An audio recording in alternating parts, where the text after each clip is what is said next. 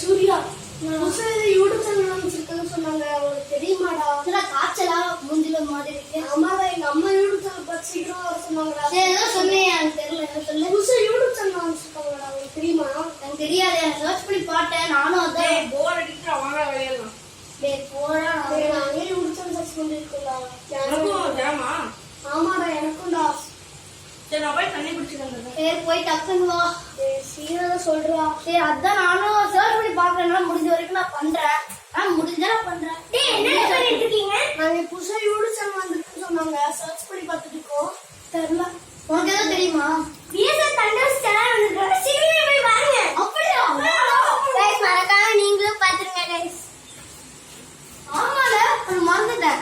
நாம போன time part 1 ஃபிஷ்ல போட்டுருப்போம். இந்த டைம் பார்ட் 2 பார்க்கலாம் வாங்க. உள்ள போலாம்.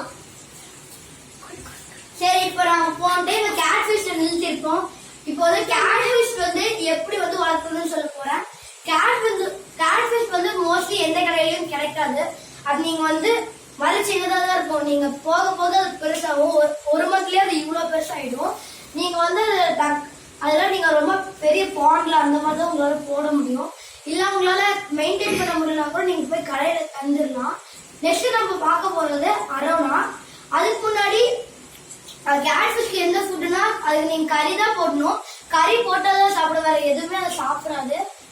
கறி போட்டா மட்டும் தான் சாப்பிடும். சரி, இப்போ வந்து அரோனாவை பார்க்கலாம். அரோனா எப்படின்னா அதுவும் கேட் ஃபிஷ் மாதிரியே தான், ரொம்ப பெருசா வளர்ந்துட்டே இருக்கும். அதுக்கும் கறி போடணும். ஆனா அதுக்கு கறியிலே தனியா ஃபுட் செஞ்சிருப்பாங்க. அது நீங்க போட்டீங்கன்னா போதும். அரோனா ரொம்ப நல்லா பாத்துக்கணும்.